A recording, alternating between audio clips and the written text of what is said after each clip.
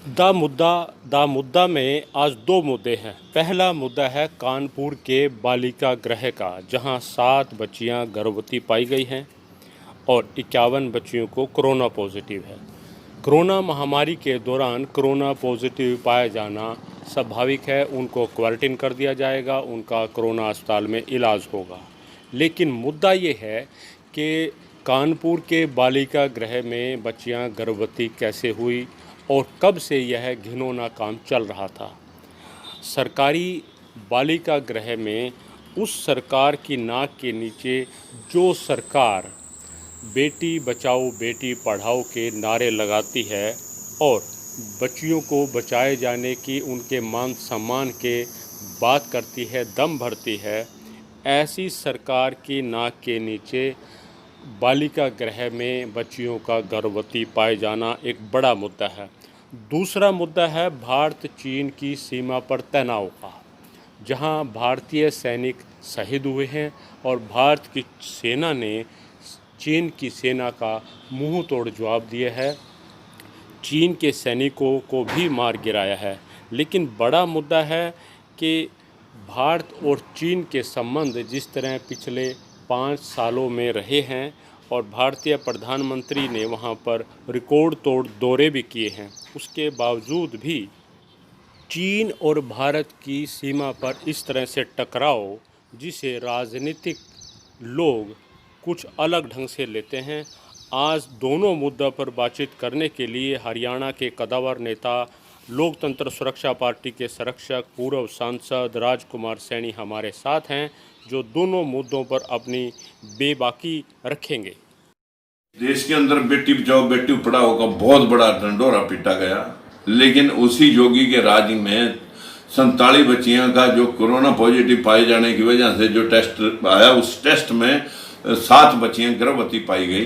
ये महाराज, जो संत रूल लेकर के आप इस प्रदेश के ऊपर काबिज हैं, उन बच्चियों का भविष्य का निर्धारण करें, उनको कहीं सर्विस में, उनको कहीं उनको अपनी जीविका कमाने का, उनको जीवन व्यतीत करने का कोई सहारा, उनका कोई शादी का ब्याह का उसका इंतजाम करें। अगर आप वाकई बेटी बचाओ और बेटी पढ़ाओ का नारा दे रहे हैं तो पहले उन 7 बच्चियों के बारे में कोई अभी वक्तव्य दें अखबार में, ताकि पता लगे आपका क्या वाकई आप सच्चे तौर पर उनके हितैषी हैं।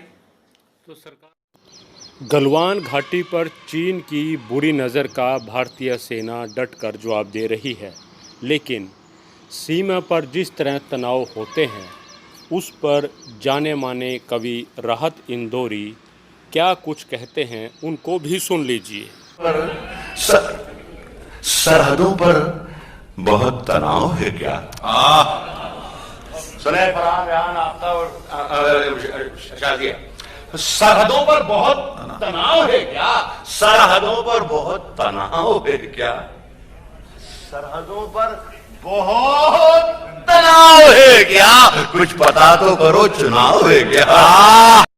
जिस प्रकार से आज चाइना दुस्साहस कर रहा है अपने देश के अंदर अपनी सीमा को, पहले भी उसने हमारा बहुत सारा भूभाग कब्जा कर रखा है, इसके विषय में हम इतना जरूर कहेंगे कि अगर हमने उतनी शक्ति हासिल की होती पिछली कांग्रेस सरकार के टाइम में, मौजूदा सरकार के समय में, तो आज चीन ये दुस्साहस नहीं कर सकता।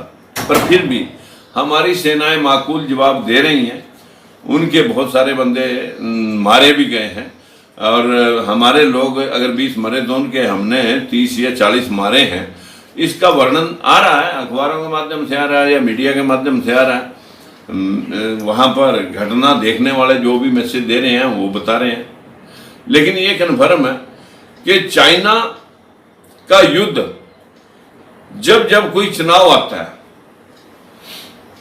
उस वक्त उस छेड़खानी को काफी ज्यादा तूल दिया जाता है, क्योंकि अब यूपी और बिहार के चुनाव भी सामने हैं। देश एक बार इमोशनल लाइन में आए, इमोशनली हम अपने देश के अंदर चुनाव जीतते हैं। अरे जवाब देना है तो आज दो, जब हमारे 20 सैनिक मार दिए तो आज ही मतलब उनके ऊपर हमला बोल लो और उसका जवाब दो।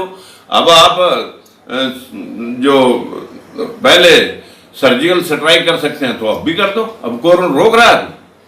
लेकिन अपने देश को इमोशनली यूज करने का प्लान मत बनाएं।